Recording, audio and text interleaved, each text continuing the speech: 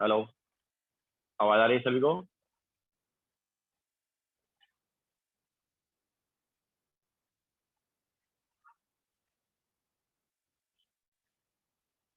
Okay, so good afternoon to all. Last lecture हमने association dissociation वगैरह की बात की थी एंड देन केपी और केसी वगैरह के एक्सप्रेशन निकाले थे in terms of alpha. Next हम लेंगे यहाँ पर रिएक्शन कोएफिशिएंट।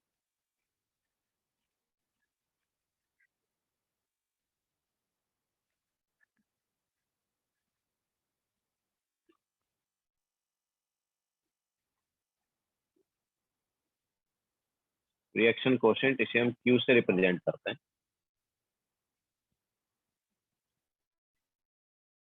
तो देखो क्या होता है, पर्टिकुलर रिएक्शन का जो इक्विलिब्रियम कांस्टेंट है वो कांस्टेंट रहता है, कभी चेंज नहीं होता है। वो बस टेम्परेचर चेंज करेंगे तो ही चेंज होता है, अदरवाइज वो चेंज नहीं होता है। तो रिएक्शन कोएफिशिएंट जो है वो इक्विलिब्रियम कांस्टेंट जैसा ही रहता है। तो इसका जो एक्सप्रेशन है, expression is similar to equilibrium constant.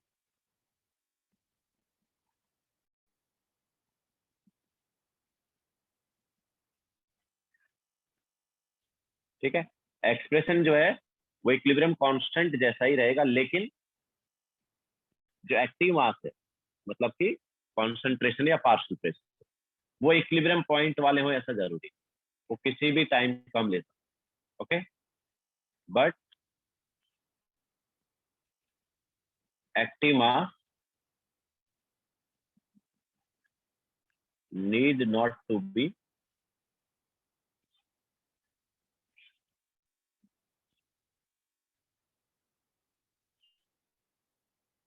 Of equilibrium point.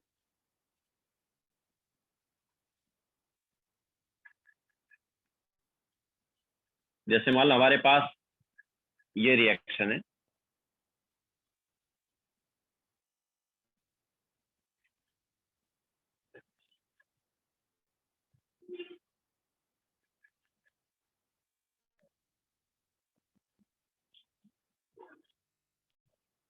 ठीक है, ये रिएक्शन है।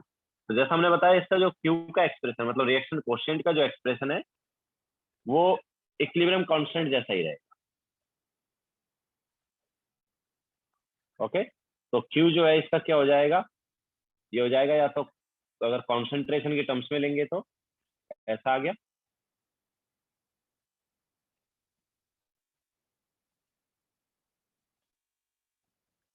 या फिर क्या होगा, पार्शियल प्रेशर के टर्म्स में होगा।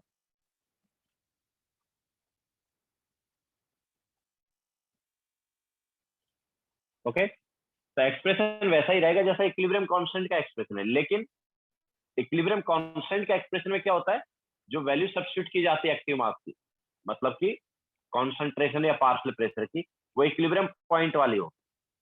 लेकिन यहाँ पर जो है वैल्यू, वो जरूरी नहीं इक्विलिब्रियम पॉइंट वाली हो, वो किसी भी टाइम की कॉन्सेंट्रेशन या पार्शियल प्रेशर की वैल्यू सब्स्टिट्यूट की जाती है। लिखो फिर आगे चलते हैं।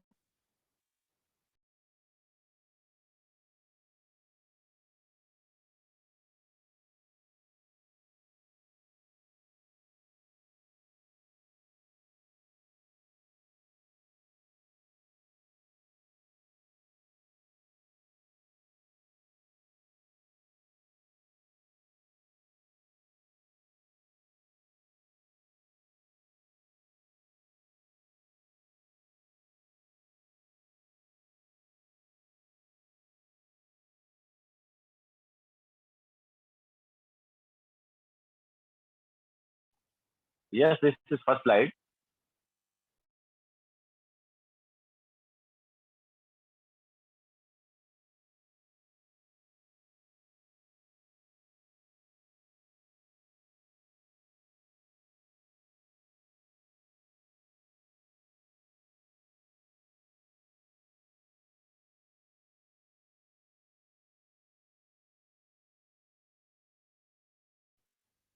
यस सिद्धार्थ।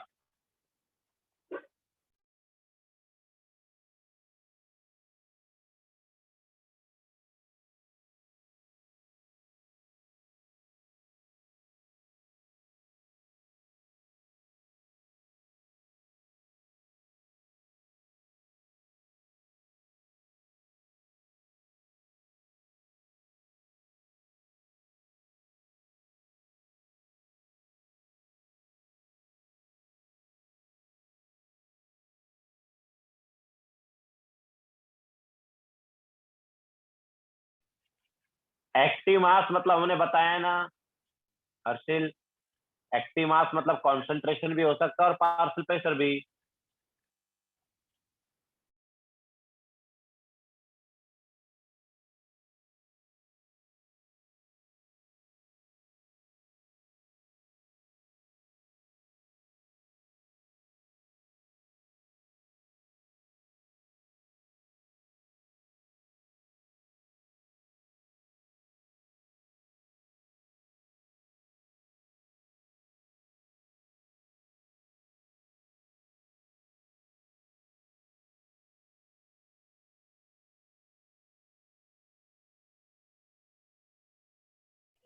उसका एग्जांपल नीचे लिखा तो है।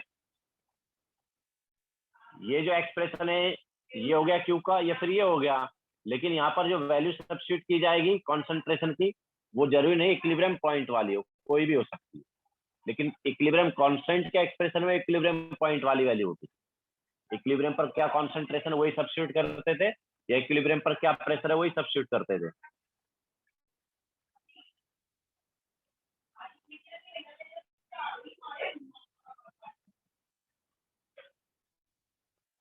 तो अभी देखो Q और K को कंपेयर करके, मतलब पर्टिकुलर रिएक्शन का K तो कांस्टेंट है, ठीक है, तो Q और K को कंपेयर करके हम बता सकते हैं कि रिएक्शन किस डायरेक्शन में प्रोसीड कर रही है।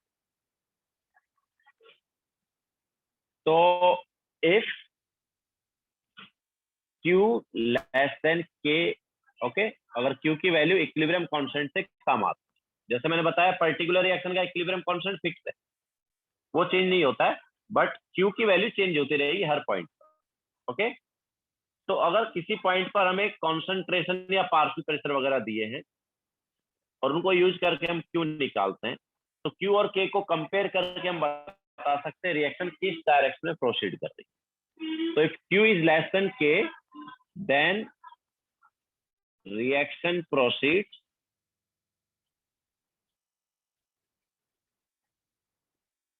in forward direction,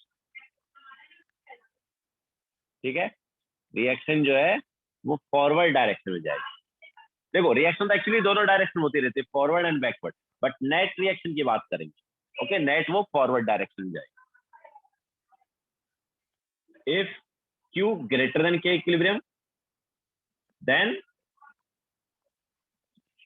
backward reaction हो जाएगी, ठीक है, रिएक्शन बैकवर्ड डायरेक्शन में जाएगी। और अगर Q जो है वो K के इक्वल, हमारे पास इक्वल आया, ओके, Q जो है वो इक्विलिब्रियम कांस्टेंट के इक्वल आया, देन ऐसे केस में क्या रहता है, इक्विलिब्रियम रहता है, ओके। तो Q लेस देन K अगर है तो फॉरवर्ड रिएक्शन हो रही है, Q ग्रेटर देन K है तो बैकवर्ड रिएक्शन हो रही है, और अगर Q इक्वल टू K है तो फिर वहां पर क्या है, इक्विलिब्रियम, ओके। तो अब क्वेश्चन ले लेते हैं इस पर, वहां से और क्लियर होगा। तो फाउंडेशन बिल्डर ऑब्जेक्टिव का question number 27 and foundation builder subjective का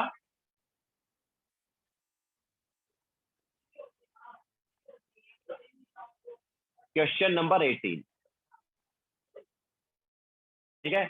हमने एडवांस वाली बुकलेट सेंड किया ग्रुप पर, तो उसमें फाउंडेशन बिल्डर सब्जेक्टिव मिल जाएगा। दोनों क्वेश्चन सॉल्व करो।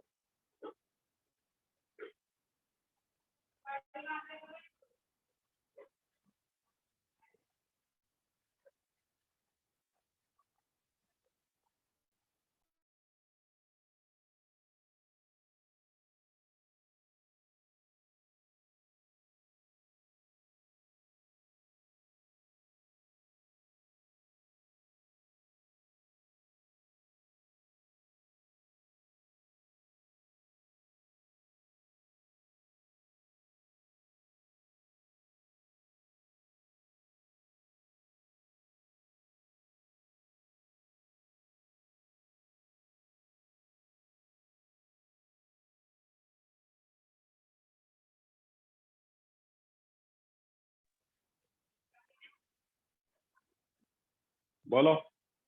सर क्यू ईच पॉइंट पे डिफरेंट आएगा ना, जैसे आप बोल रहे थे हाँ, पहले। वही तो बोला थोड़ी देर अच्छा पहले।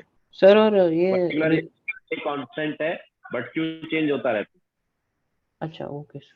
सर और ये रिजल्ट्स कैसे आए ये वाले? है।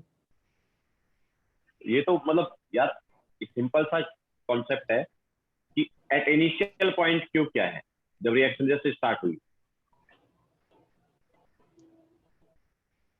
इनिशियल पॉइंट पर तो प्रोडक्ट है ही नहीं ना, तो क्यू की वैल्यू 0 है। Yes sir. तो ये क्यू जब तक इक्विलिब्रियम कांस्टेंट के इक्वल नहीं हो जाता तब तक ये फॉरवर्ड रिएक्शन चलती जाएगी। तो जब तक क्यू लेस देन के रहेगा तब तक फॉरवर्ड होती रहेगी, जैसे ही क्यू इक्वल टू के आया तो वहां पर इक्विलिब्रियम आ जाएगा। अच्छा मतलब याद कर लेना ना ये बस। ऑब्वियसली याद ही करना है, इसलिए तो लिखा है ना। Okay.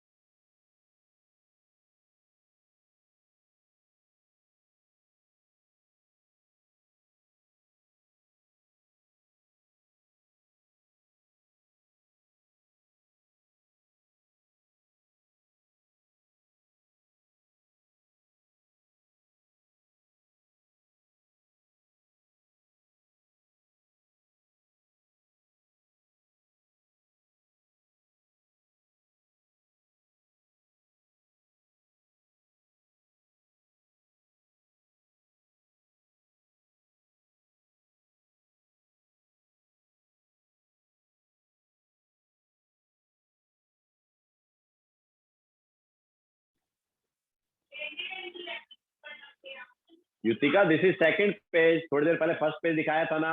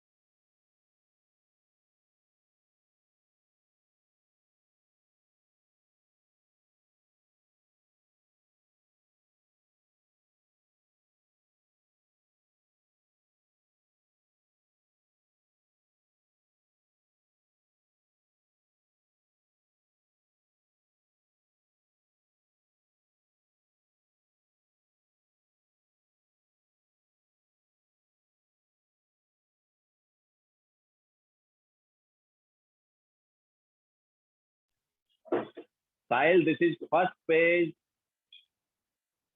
and this is second page.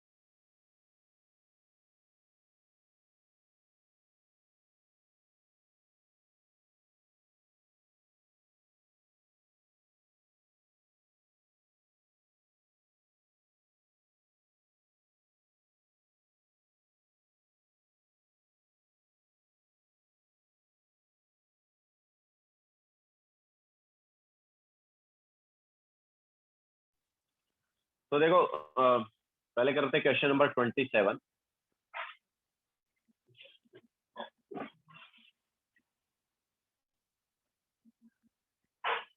तो हमें यहाँ पर दिया है dx dt। तो dx dt actually net rate of reaction, dx dt जो है वो क्या नेट रेट ऑफ रिएक्शन। तो it is 2.6 into 10⁻³ into NO का square into O2 minus 4.1 into NO2 square. तो ये जो है ये हो गया हमारे पास फॉरवर्ड रिएक्शन का रेट और ये हो गया बैकवर्ड रिएक्शन का रेट। तो फॉरवर्ड रिएक्शन का रेट में जो हमारे पास कांस्टेंट है वो क्या है, फॉरवर्ड रिएक्शन का रेट कांस्टेंट ना, याद है। तो Kf जो है वो गया 2.6 इंटू 10⁻³ एंड ये जो है 2.1 ये क्या हो गया, ये Kb हो गया ना, बैकवर्ड रिएक्शन का रेट कांस्टेंट। तो फॉरवर्ड रिएक्शन रेट कांस्टेंट पता है, बैकवर्ड रिएक्शन रेट कांस्टेंट पता है, तो इक्विलिब्रियम कांस्टेंट क्या होता था, याद आया। It was forward reaction rate constant divide by backward reaction rate constant. तो 2.6 इंटू 10⁻³ डिवाइड बाय 4.1, तो ये अप्रोक्सीमेटली 500 के अराउंड आएगा। तो ये इक्विलिब्रियम कांस्टेंट का वैल्यू आया। ओके, तो dx dt यहाँ पर नेट रेट है एंड वो forward reaction rate minus backward reaction rate हो गया। ये तुम्हें पता भी होना चाहिए था कि फॉरवर्ड रिएक्शन का रेट का एक्सप्रेशन ऐसा होगा, क्योंकि हमने क्या बताया था, rate constant into reactant concentration raise to stoichiometric coefficient है ना। तो ऑब्वियसली ये फॉरवर्ड रिएक्शन का रेट दिया है, ये बैकवर्ड रिएक्शन का रेट दिया है। तो अच्छा, नाउ Q जो है वो क्या होगा, तो रिएक्शन हमें क्या दिया, रिएक्शन है हमारे पास twice NO plus O2 gives twice NO2, this is reaction, ठीक है। तो यहाँ पर Q का एक्सप्रेशन क्या आएगा, इट इज NO2 कॉन्सेंट्रेशन का square divide by NO concentration into O2 concentration. तो क्या आएगा, वॉल्यूम हमें कितना दिया है, volume is given as 1 litre. Okay, volume 1 litre है, NO2 के मोल्स हमें दिए 0.01, सॉरी NO2 के मोल्स है 0.1, तो 0.1 का स्क्वायर डिवाइड बाय NO का 0.01 है। अच्छा, इसका भी स्क्वायर होगा, स्टोइशियोमेट्रिक कोएफिशिएंट 2 है इंटू 0.01। तो ये हमारे पास क्या आएगा, देखो ये हो गया 10⁻⁴, या हम बोल सकते हैं 10,000, ठीक है। तो Q की वैल्यू 10,000 आ रही है और K जो है वो तो यार 500 के राउंड है ना, दिस वैल्यू इज अप्रोक्सीमेटली 500। तो Q ग्रेटर देन क्या आ रहा है, क्या आ रहा है ना, Q ग्रेटर देन क्या आ रहा है, मतलब रिएक्शन क्या गई, बैकवर्ड गई। ओके, तो Q ग्रेटर देन क्या है, मतलब रिएक्शन होगी backward. So this is question number 27.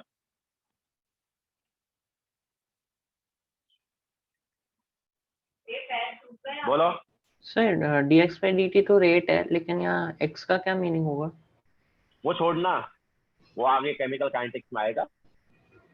ये अगर पता करना है तो ऐसे कर दे कि एक्स रिएक्ट हो रहा है, जो वो वाला पार्ट है, ठीक है।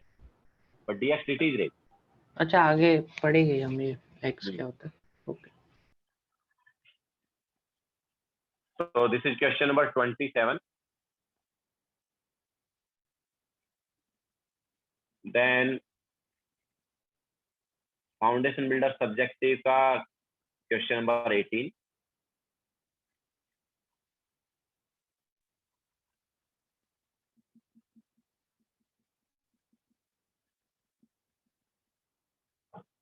तो देखो क्वेश्चन नंबर 18 में हमें क्या दिया है, उसमें बोला है कि can a mixture consisting 2 mole of O2, 1 mole of SO2 and 8 mole of SO3 be maintained indefinitely। इसका मतलब क्या है कि यार ये जो हमें मिक्सचर दिया है कि एज इट इज काफी टाइम तक रह सकता है, वो एज इट इज काफी टाइम तक तभी रहेगा जब हमारे पास इक्विलिब्रियम होगा, क्योंकि इक्विलिब्रियम आ गया तो हमारे पास फिर कॉन्सेंट्रेशन या मोल्स चेंज नहीं होते ना। तो हमें वही चेक करना है कि ये जो मिक्सचर दिया है ये क्या इक्विलिब्रियम पॉइंट वाला है या किसी और टाइम का। ओके, तो हमारे पास रिएक्शन क्या है, रिएक्शन है twice SO2 plus O2 gives twice SO3, और इस रिएक्शन का उन्होंने हमें Kc दे दिया है। Kc कितना दिया है, Kc गिवन है 100। नाउ Q का वैल्यू क्या होगा, Q निकालते हैं तो Q is SO3 concentration raise to 2 divide by SO2 concentration raise to 2 into O2 concentration. ठीक है, ये हमारे पास Q का एक्सप्रेशन होगा। वॉल्यूम कितना दिया, वॉल्यूम दिया 10 लीटर। तो SO3 के कितने मोल्स दिए यार, SO3 के दिए 8, तो 8 divide by 10 square, divide by SO2 का कितना मोल दिया 1, तो 1/10 का स्क्वायर, एंड ऑक्सीजन के दिए 2, तो 2/10। तो यहाँ से हमारे पास ये जो Q है ये कितना आ रहा है, तो ये आ जाएगा 10 स्क्वायर कैंसिल आउट हो गया, एंड 8 का स्क्वायर हो गया 64, 320 आ रहा है हमारे पास। ठीक है, तो Q की वैल्यू 320 आ रही है, एंड ऑब्वियसली फिर हम देख सकते हैं यार Q ग्रेटर देन KC आ रहा है ना। तो ऑब्वियसली ये इक्विलिब्रियम पर नहीं है, मतलब ये जो हमें मिक्सचर दिया है ये इंडेफिनेटली नहीं रहेगा। तो इंडेफिनेटली नहीं रहेगा तो फिर रिएक्शन किधर जाएगी, तो भाई Q ग्रेटर देन K आया, मतलब रिएक्शन क्या जाएगी, बैकवर्ड जाएगी। ओके, तो बैकवर्ड रिएक्शन जाएगी, इसका मतलब क्या है, SO3 जो है वो डिक्रीज होगा मोल्स में, और SO2 और O2 के मोल्स बढ़ेंगे। तो इस टाइप से हम बता सकते हैं कि किसी भी पर्टिकुलर पॉइंट पर रिएक्शन किधर प्रोसीड कर रही है, फॉरवर्ड जा रही है, बैकवर्ड जा रही है, या फिर इक्विलिब्रियम।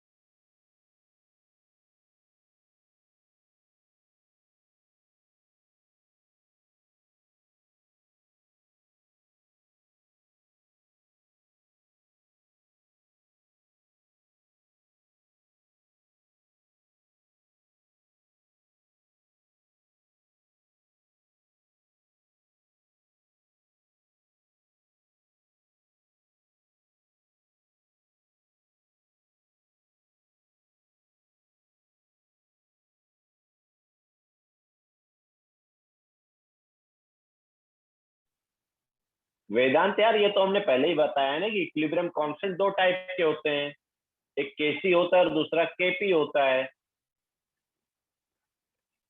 तो जब कॉन्सेंट्रेशन वाले की बात की जाएगी तो केसी लेंगे, जब प्रेशर वाले की बात की जाएगी तो केपी लेंगे।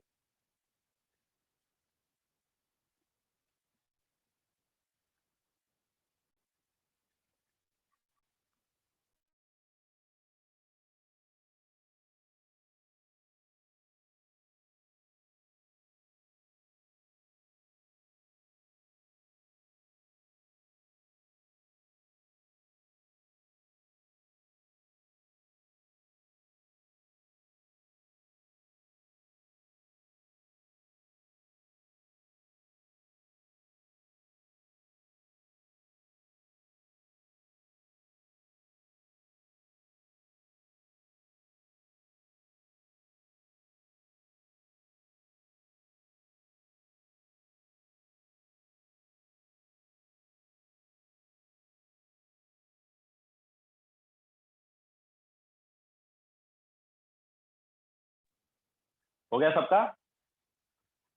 तो नेक्स्ट अब हम यहाँ पर लेंगे ली चैटलेयर प्रिंसिपल।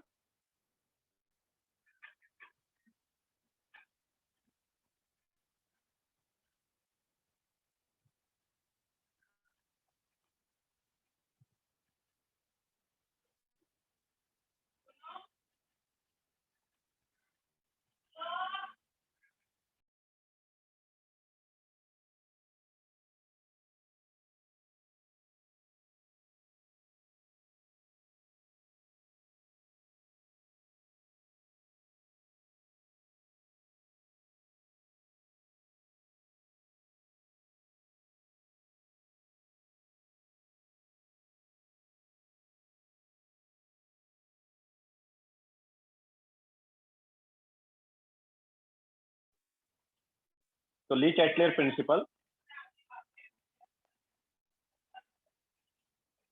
तो ली चैटलेयर प्रिंसिपल जो है ये एक्चुअली क्या बोलता है कि अगर हम इक्विलिब्रियम पे कुछ चेंज करते हैं, ठीक है, इक्विलिब्रियम पर हम कुछ चेंज करते हैं, जैसे मान लो प्रेशर चेंज कर दिया, वॉल्यूम चेंज कर दिया ना, या मोल्स वगैरह चेंज कर दिए रिएक्टेंट और प्रोडक्ट, तो इक्विलिब्रियम जो है वो डिस्टर्ब हो जाए। क्यों? क्योंकि हम यहाँ से भी देख सकते हैं यार क्यू चेंज हो जाएगा, है ना। तो क्यू चेंज हो जाएगा, तो अगर क्यू के इक्वल नहीं रहेगा तो रिएक्शन या तो फॉरवर्ड जाएगी या बैकवर्ड जाएगी, और ऐसा जाने के बाद फिर से इक्विलिब्रियम आता है। तो ली चैटलेयर प्रिंसिपल क्या बताता है कि अगर तुम स्ट्रेस डेवलप करते हो ना, स्ट्रेस डेवलप करने का यहाँ पर मीनिंग क्या है, कोई भी चेंज करना, प्रेशर में, वॉल्यूम में, टेम्परेचर में, मोल्स वगैरह में, ओके। तो अगर हम एट इक्विलिब्रियम स्ट्रेस डेवलप करते हैं किसी भी फॉर्म में, तो हमारे पास इक्विलिब्रियम डिस्टर्ब हो जाता है, फिर रिएक्शन किसी पर्टिकुलर डायरेक्शन में जाती है और वापस इक्विलिब्रियम आ जाता है। तो रिएक्शन किस डायरेक्शन में जाती है? तो रिएक्शन ऐसी डायरेक्शन में जाती है जिस डायरेक्शन में जो स्ट्रेस है वो कम हो जाए, जो भी तुमने स्ट्रेस डेवलप किया वो कम हो जाए। जैसे तुमने मान लो प्रेशर बढ़ाया तो प्रेशर कम हो जाए, तुमने मान लो प्रेशर कम किया तो प्रेशर बढ़ जाए, ओके। तो जो भी स्ट्रेस डेवलप करोगे वो स्ट्रेस जिस डायरेक्शन में रिड्यूस होगा उसी डायरेक्शन में रिएक्शन हो जाएगी। तो if stress is developed at equilibrium, कैसे कैसे? In the form of pressure change, volume change,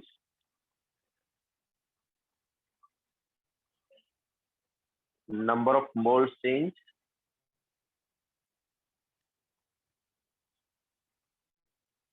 temperature change,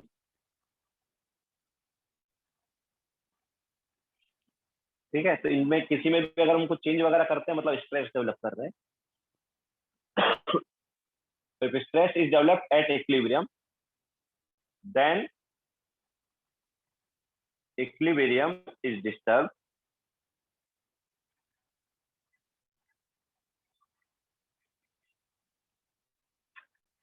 and reaction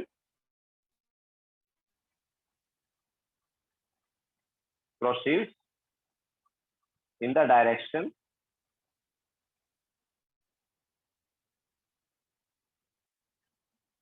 in which stress is reduced, ठीक है। तो रिएक्शन फिर ऐसी डायरेक्शन जाएगी जिस डायरेक्शन में स्ट्रेस क्या हो जाए, रिड्यूस हो जाए, एंड ऐसा होने के बाद फिर से इक्विलिब्रियम आ जाएगा। तो after some time equilibrium is attained again, ठीक है। तो कुछ टाइम बाद वापस फिर से क्या आ जाएगा, इक्विलिब्रियम आ जाएगा।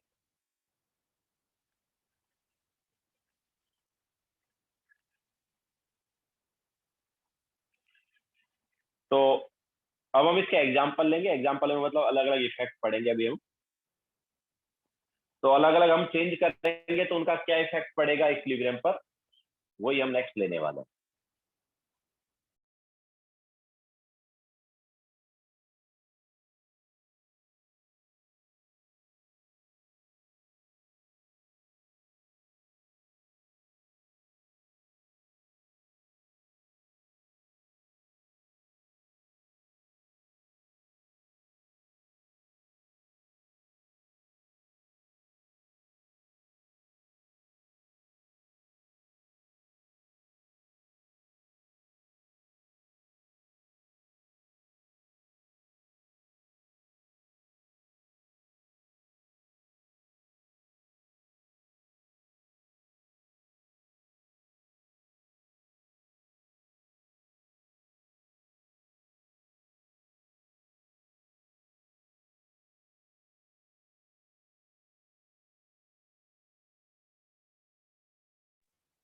यस अर्शिल।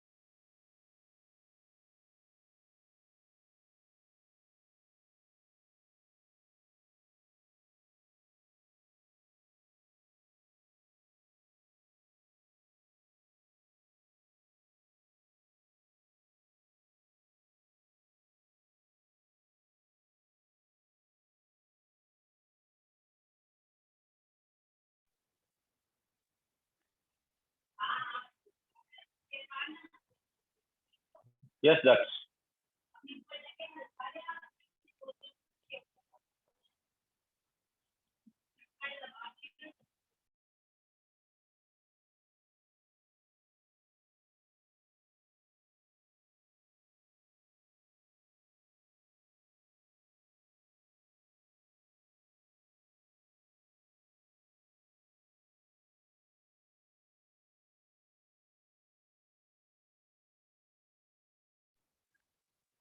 हो गया सबका? तो देखो अब हम यहाँ पर अलग अलग टाइप के इफेक्ट लेते हैं। तो फर्स्ट लेंगे हम इफेक्ट ऑफ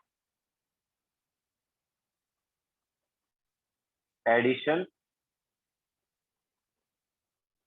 और रिमूवल ऑफ रिएक्टेंट और प्रोडक्ट एट इक्विलिब्रियम।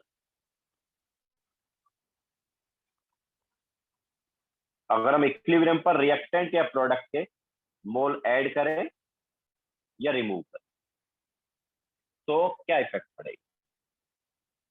तो जैसे मान लो हमारे पास रिएक्शन है ये वाली, रिएक्टेंट गिव्स प्रोडक्ट, ये कोई एक रिएक्शन, ठीक है, रिएक्टेंट से प्रोडक्ट का। अब देखो पहले हम तुम्हें लीच क्लियर प्रिंसिपल के अकॉर्डिंग बनाएंगे, देन क्यू और के को कंपेयर करके बताएंगे। तो अगर हम रिएक्टेंट ऐड कर दें इक्विलिब्रियम पर, देखो हमारे पास ऑलरेडी इक्विलिब्रियम में रिएक्टेंट जो है प्रोडक्ट दे रहा है, प्रोडक्ट रिएक्टेंट दे रहा है, इक्विलिब्रियम बना हुआ है। अब हमने क्या किया, इक्विलिब्रियम पर रिएक्टेंट ऐड कर दिया, रिएक्टेंट के एक्स्ट्रा मोल्स ऐड कर दिया, तो रिएक्टेंट बढ़ गया ना। अगर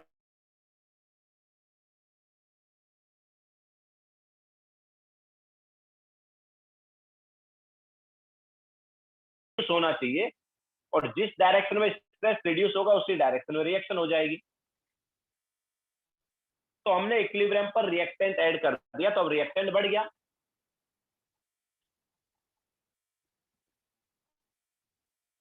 ओके, हमने इक्विलिब्रियम पर क्या किया, रिएक्टेंट ऐड कर दिया तो रिएक्टेंट बढ़ गया। अब ली चार्ट लेयर के अकॉर्डिंग रिएक्टेंट क्या होना चाहिए, कम होना चाहिए। तो यार किस डायरेक्शन में रिएक्टेंट कम होगा बताओ? जब रिएक्शन फॉरवर्ड जाएगी तब रिएक्टेंट कम होगा या बैकवर्ड आएगी तब कम होगा?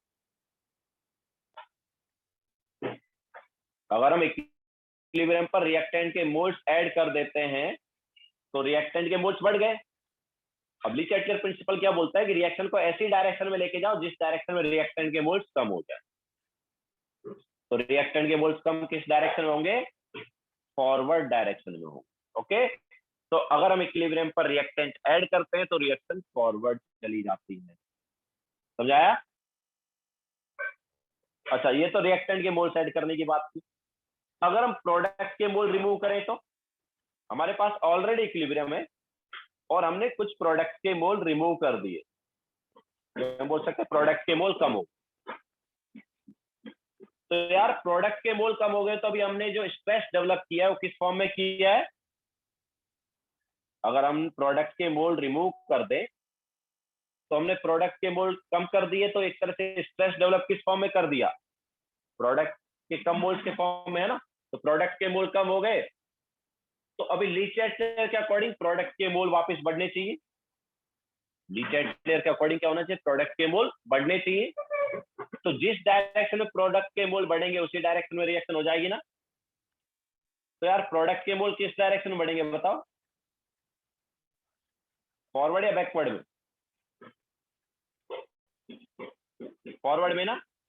ओके, तो अगर हम इक्विलिब्रियम पर रिएक्टेंट ऐड करें या फिर प्रोडक्ट रिमूव करें, इक्विलिब्रियम पर या तो हम रिएक्टेंट ऐड करें या फिर प्रोडक्ट रिमूव करें, दोनों केस में रिएक्शन क्या जाती है? फॉरवर्ड जाती है। ओके, तो अब देखो इसको मैं मैथमेटिकली भी देखता हूं क्यू और के अकॉर्डिंग। तो क्यू क्या है इसका यार? क्यू है इस रिएक्शन का product concentration divide by reactant concentration. ठीक है, product concentration divide by reactant concentration, ये हो गया इसका क्यू। तो if reactant is added or product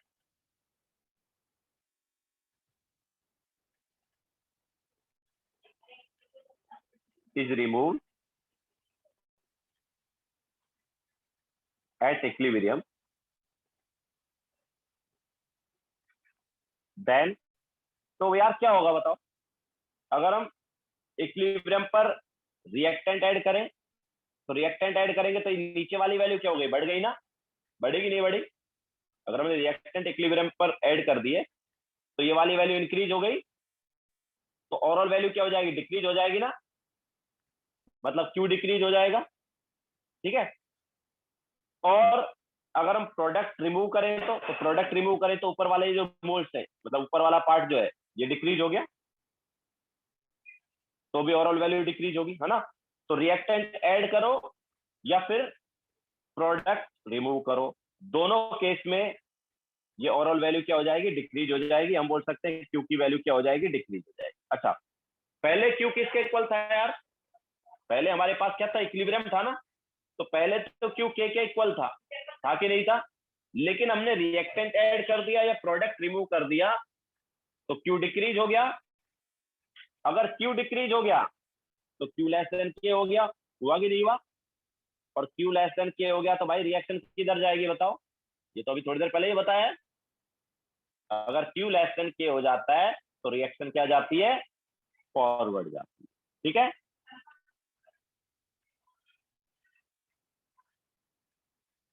okay, तो याद रखो अगर हम रिएक्टेंट ऐड करें या फिर प्रोडक्ट रिमूव करें इक्विलिब्रियम पर तो इक्विलिब्रियम डिस्टर्ब हो जाएगा और रिएक्शन किधर चली जाएगी?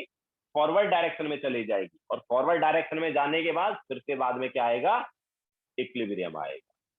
ओके, तो पहले लिखो, फिर दूसरा वाला केस ले लेते हैं इसमें, जिसमें हम प्रोडक्ट ऐड करेंगे या फिर रिएक्टेंट रिमूव करेंगे। ऑब्वियसली वहां पर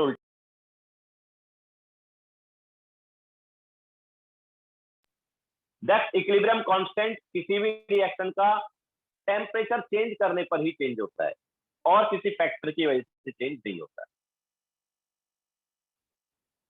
पर्टिकुलर रिएक्शन का equilibrium constant is constant, it is constant, equilibrium constant वो कांस्टेंट है, वो बस टेम्परेचर के साथ वेरी करेगा, अदरवाइज वो वेरी नहीं करेगा।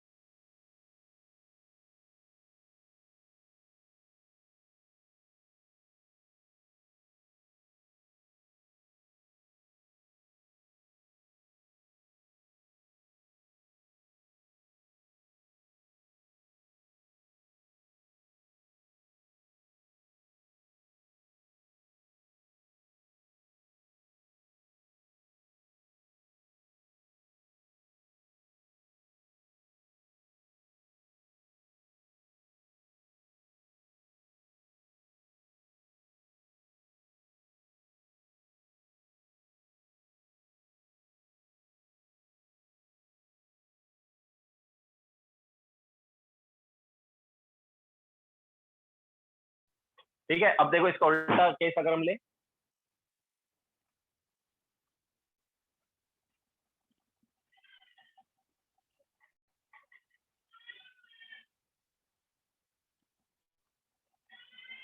यस सिद्धार्थ, तो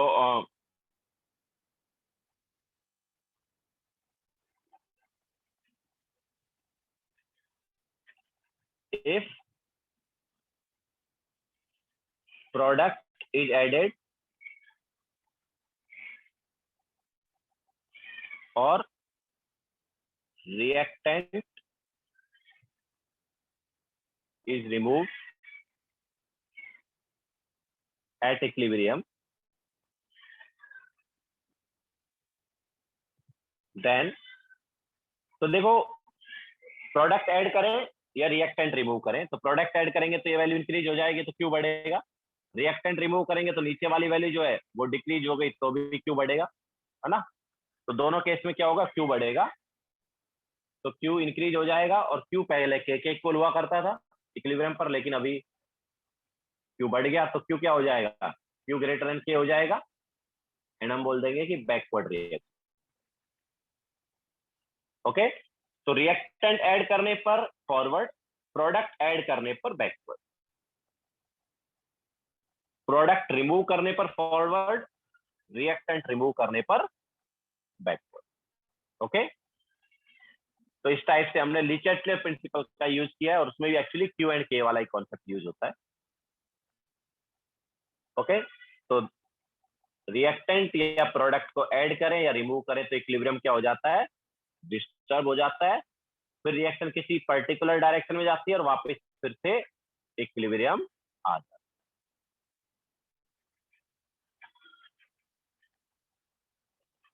ओके, तो चलो एक क्वेश्चन ले लेते हैं। तो फाउंडेशन बिल्डर सब्जेक्टिव का क्वेश्चन नंबर 41 करो। Foundation builder subjective question number 41।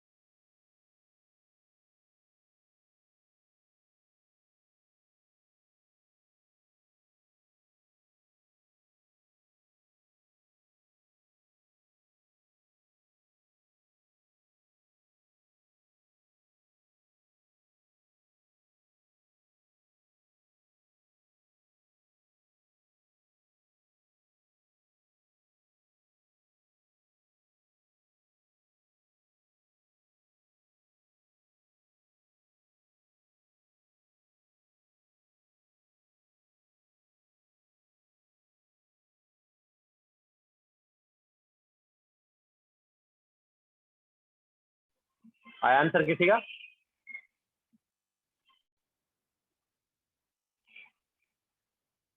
तो देखो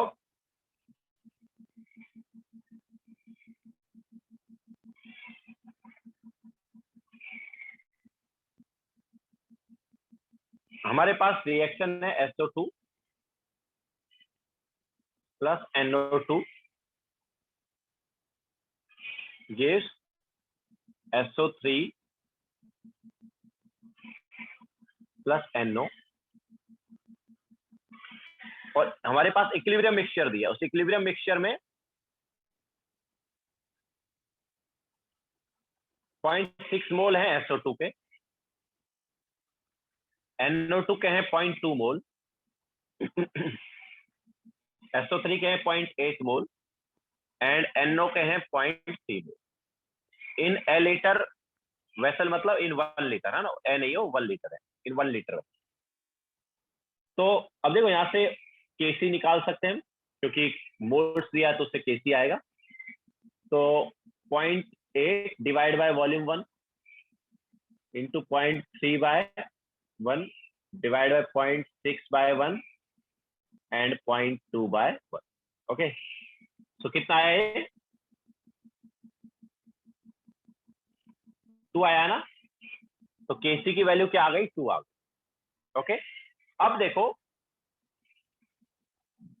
क्या बोल रहा है कि how many moles of NO2 per litre will have to be added, मतलब 1 लीटर के वेसल में कितने मोल्स ऑफ NO2 ऐड करें जिससे कि NO कॉन्सेंट्रेशन जो है वो 0.5 हो जाए। ओके, NO2 के कितने मोल्स हम ऐड करें कि NO का जो कॉन्सेंट्रेशन है वो 0.5 हो जाए। तो मान लो हमने A मोल्स ऐड किए NO2 को, तो अब हम बेसिकली हम क्या कर रहे हैं? रिएक्टेंट ऐड कर रहे हैं ना, तो रिएक्टेंट ऐड कर रहे हैं, तो मान लो हमने A मोल्स ऐड कर दिए, तो रिएक्शन क्या होगी? फॉरवर्ड डायरेक्शन जाएगी ना, तो अभी फिर से रिएक्शन स्टार्ट होगी। तो ये इनिशियल लिख देते हैं हम इसको। तो SO2 के 0.6 मोल, NO2 के 0.2 प्लस A हो गए, SO3 का 0.8 है और NO का 0.3 है। अब रिएक्शन क्या होगी? फॉरवर्ड डायरेक्शन में जाएगी। क्यों? क्योंकि हमने NO2 ऐड किया है और जाने के बाद फिर से इक्विलिब्रियम आएगा। तो मान लो एट इक्विलिब्रियम SO2 के x मोल रिएक्ट कर गए, तो NO2 के कितने करेंगे बताओ? अगर SO2 के x मोल रिएक्ट किए हैं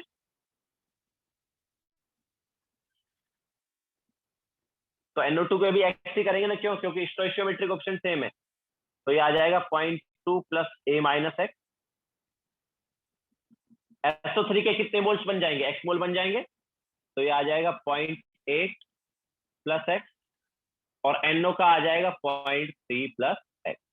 अब देखो हमें NO के मोल्स ऑलरेडी दिए हुए हैं। NO के मोल्स कितने दिए हैं? NO के मोल्स हमें दिए हैं 0.5। ओके, तो यहां से x क्या आ गया? यहां से x आ गया 0. ओके, तो x की वैल्यू 0.2 आ गई, तो हमारे पास ये क्या हो गया? This is nothing but 0.6 minus 0.2 कितना हो गया? 0.4 ना। ओके, इसके अलावा बाकी क्या होगा? NO2 का कितना हो गया? NO2 का फिर हमारे पास हो जाएगा A,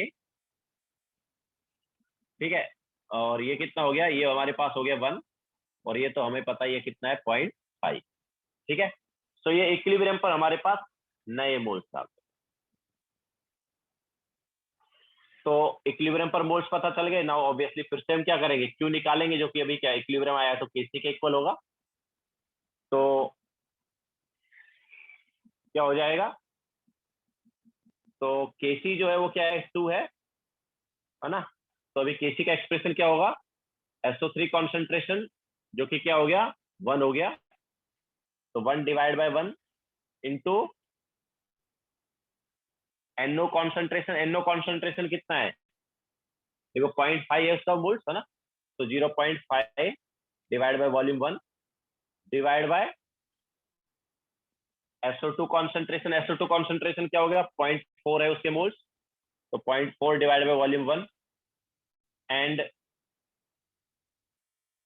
NO2 के मोल्स कितने हैं अभी इक्विलिब्रियम पे? A। ओके, तो NO2 के मोल्स हो गए A divide by volume 1 is equal to क्या आना चाहिए? 2 आना चाहिए। ठीक है, फिर से इक्विलिब्रियम आ गया, तो Q इक्वल टू Kc। तो क्या हो गया यार, ये this is nothing but 5/4 a is equal to 2।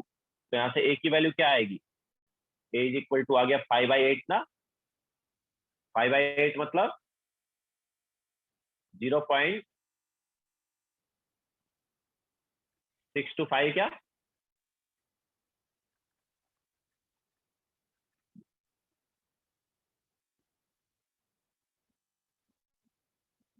Okay, तो 0.625 हो गया हमारे पास मोल्स ऑफ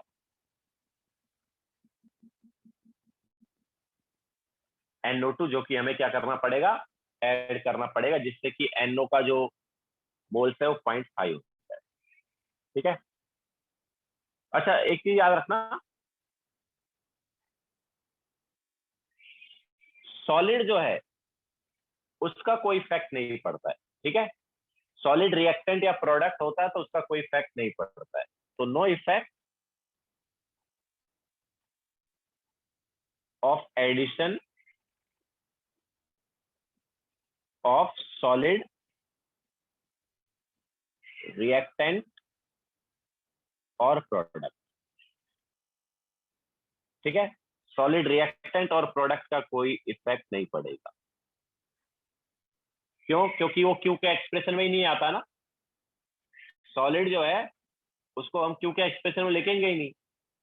ओके, तो हमारे पास क्यू जो है वो के ही बना रहेगा।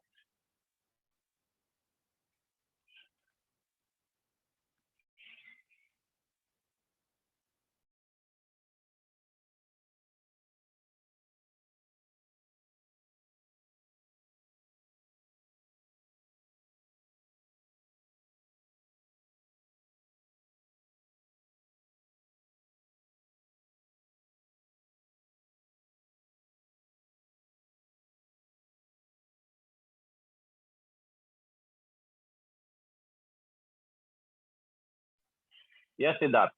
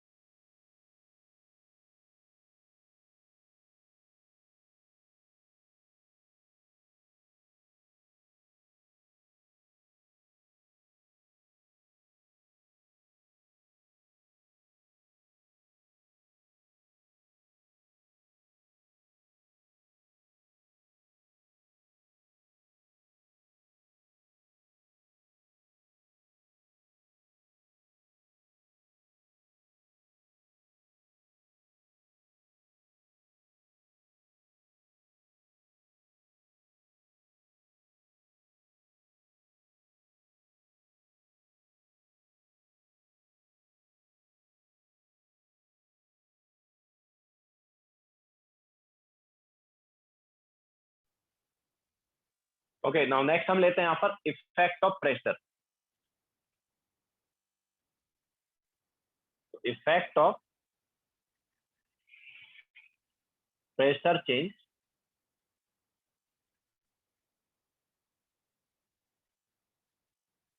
At equilibrium. इक्विलिब्रियम पर अगर हम प्रेशर चेंज करते हैं तो क्या इफेक्ट पड़ेगा।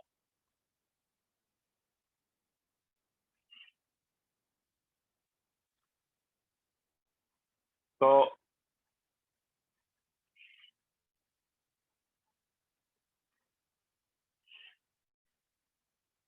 दक्ष यार केसी कैसे चेंज हो जाएगा भाई, केसी तो 2 ही रहेगा ना। कितनी बार मैं चीज बोलूं कि इक्विलिब्रियम कांस्टेंट जो है वो बस टेम्परेचर की वजह से चेंज होता है और किसी फैक्टर की वजह से चेंज ही नहीं होता है।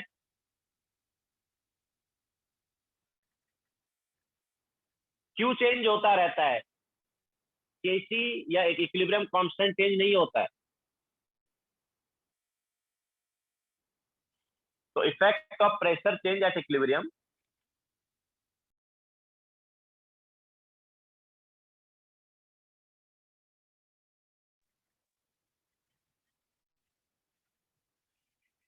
तो देखो यहाँ पर हम 3 केस लेंगे। केस 1 है delta N G greater then.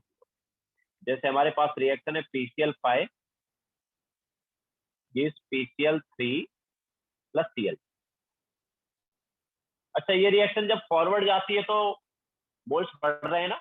जब ये रिएक्शन फॉरवर्ड होगी तो मोल्स बढ़ेंगे, और अगर मोल्स बढ़ते हैं तो प्रेशर बढ़ेगा, और अगर ये रिएक्शन बैकवर्ड आएगी तो मोल्स कम होंगे, मतलब प्रेशर कम होगा। ठीक है, तो यहाँ पर हम लिख देते हैं कि यार ऐसे लिख देते हैं थोड़ा अच्छे से समझने के लिए।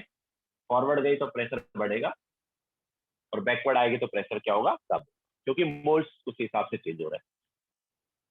तो पहले हम लिचेट-क्लियर का फंडा बताते हैं, देन उसके बाद क्यू और के वाला फंडा बताएंगे।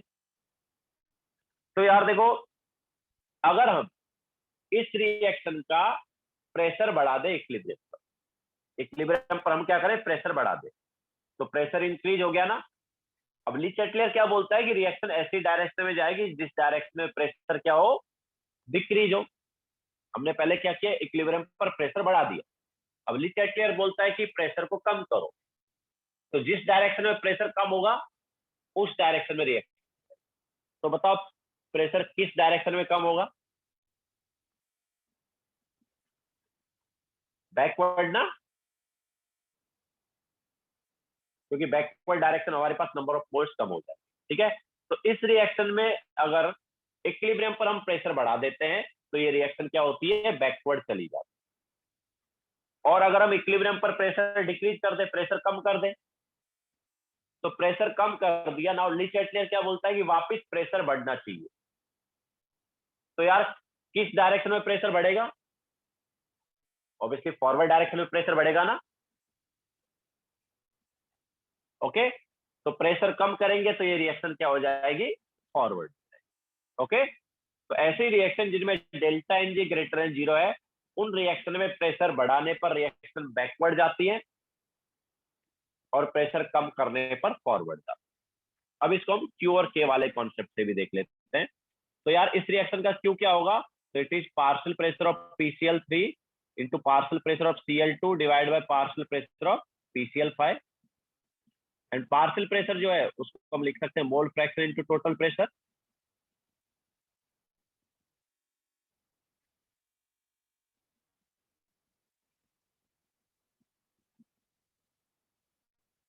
ठीक है, तो यहां से हम साफ साफ देख सकते हैं कि यार जो क्यू है, देखो एक पी कैंसिल आउट हो गया ना, तो क्यू आ गया डायरेक्टली प्रोपोर्शनल टू पी। मतलब अगर हम यहाँ पर पी बढ़ाएंगे, प्रेशर बढ़ाएंगे, तो बताओ क्या होगा यार, ऑब्वियसली क्यू बढ़ जाएगा ना। अगर हमने प्रेशर बढ़ाया तो क्यू बढ़ेगा, और क्यू बढ़ेगा तो हमें पता है कि यार क्यू ग्रेटर देन के हो जाएगा। ओके, और क्यू ग्रेटर देन के हुआ देन बैकवर्ड जाएगी। ओके, तो प्रेशर बढ़ाने पर ये रिएक्शन क्या जाएगी, बैकवर्ड। और अगर हम प्रेशर कम करेंगे तो ऑब्वियसली क्यू डिक्रीज हो जाएगा। क्यू डिक्रीज होगा तो क्यू लेस देन क्या हो जाएगा, इक्विलिब्रियम कांस्टेंट हो जाएगा।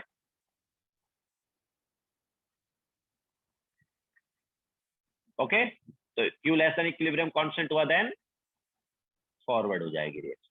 ओके, तो ऐसी रिएक्शन जिनमें delta N G greater than 0 है, ऐसी रिएक्शन प्रेशर बढ़ाने पर बैकवर्ड जाती हैं और प्रेशर कम करने पर फॉरवर्ड जाती है। लिखो, फिर बाकी केस लेते हैं।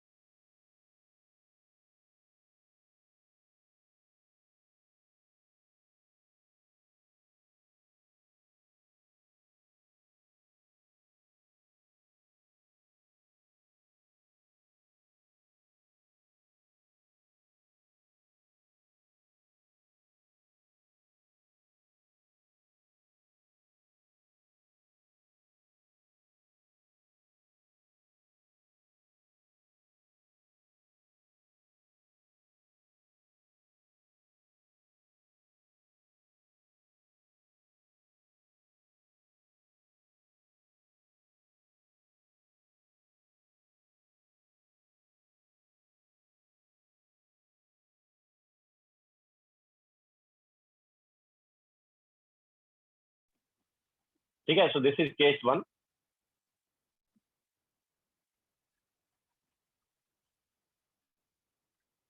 यार दैट पी से एक पी कैंसिल आउट हो गया, तो एक ही पी बचा ना ऊपर, तो क्यू डायरेक्टली प्रोपोर्शनल आया ना पी के।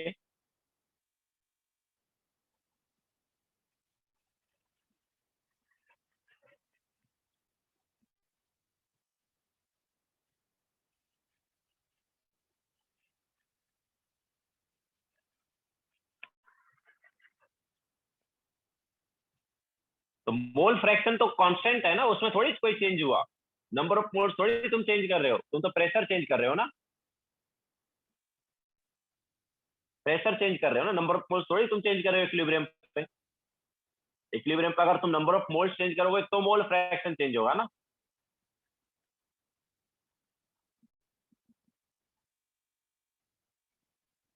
नाउ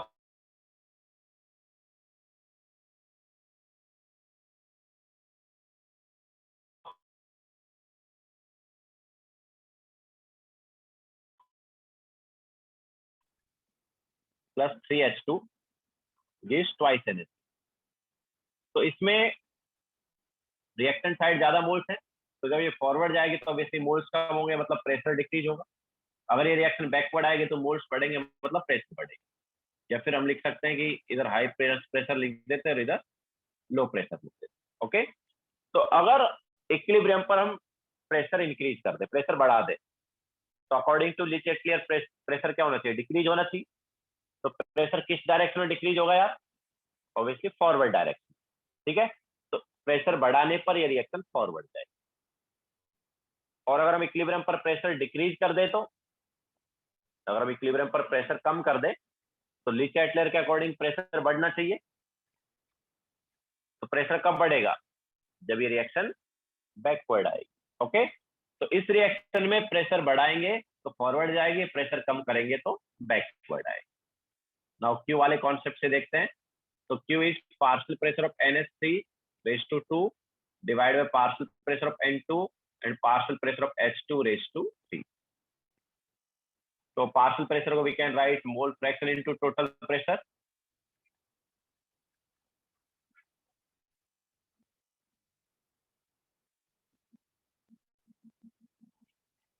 तो यहाँ से साफ साफ देख सकते हैं कि यार ऊपर पी स्क्वायर और नीचे पी रेस टू 4 है ना, तो Q is inversely proportional to P square आया। ओके, तो अगर हम प्रेशर इंक्रीज करेंगे तो Q increase, sorry Q decrease होगा। प्रेशर बढ़ाएंगे तो क्यू कम हो जाएगा, मीन्स क्यू लेस देन के हो जाएगा।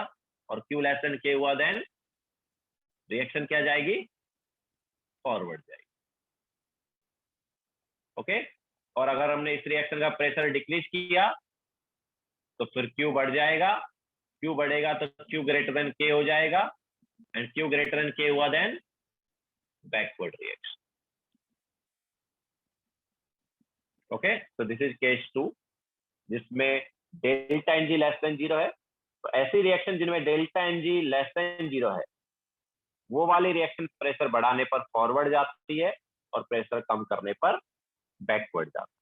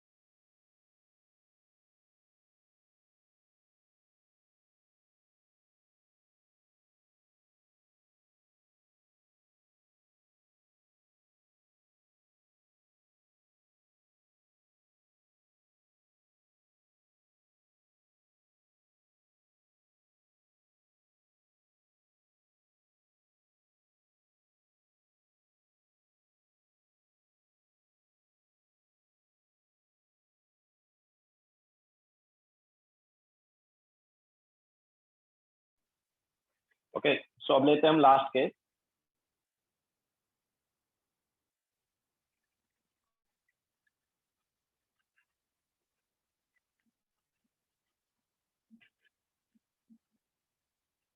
Delta N G equal to,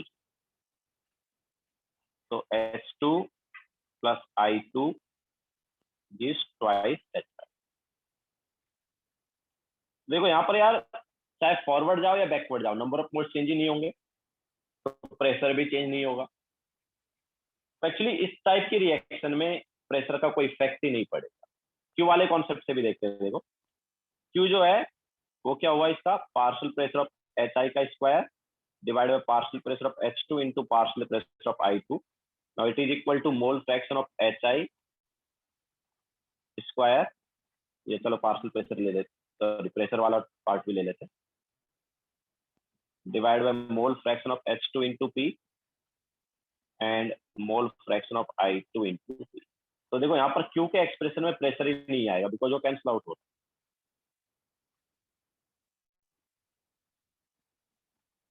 okay, तो no effect of pressure change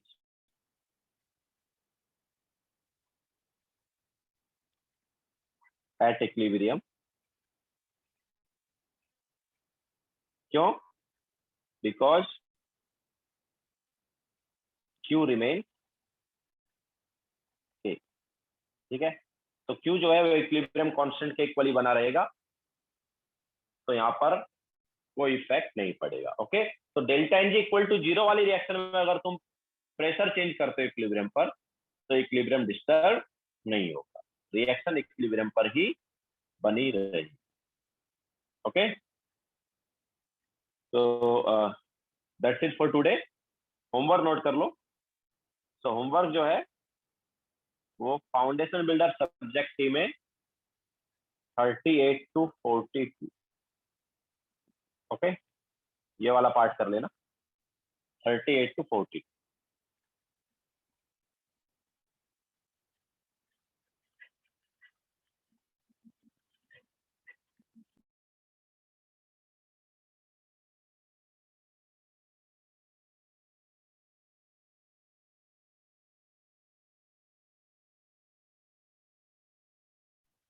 42, 38 to 42,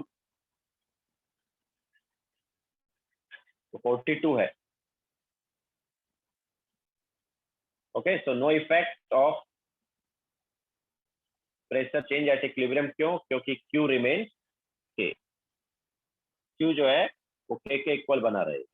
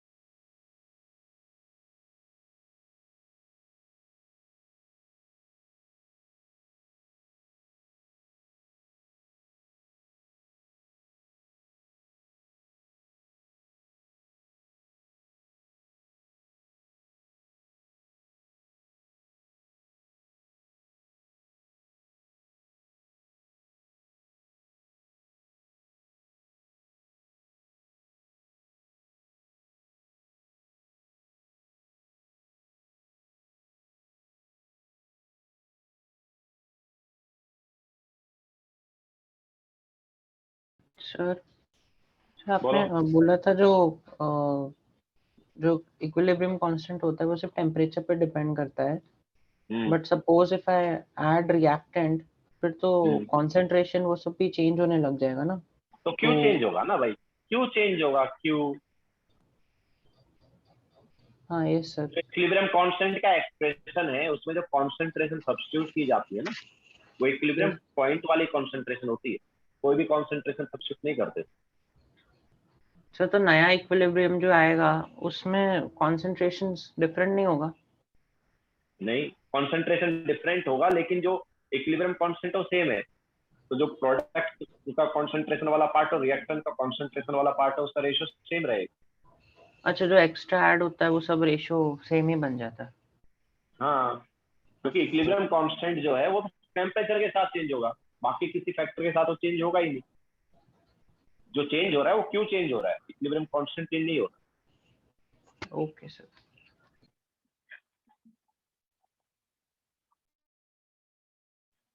okay, so lecture यहीं पे एंड करते हैं। Bye, take care.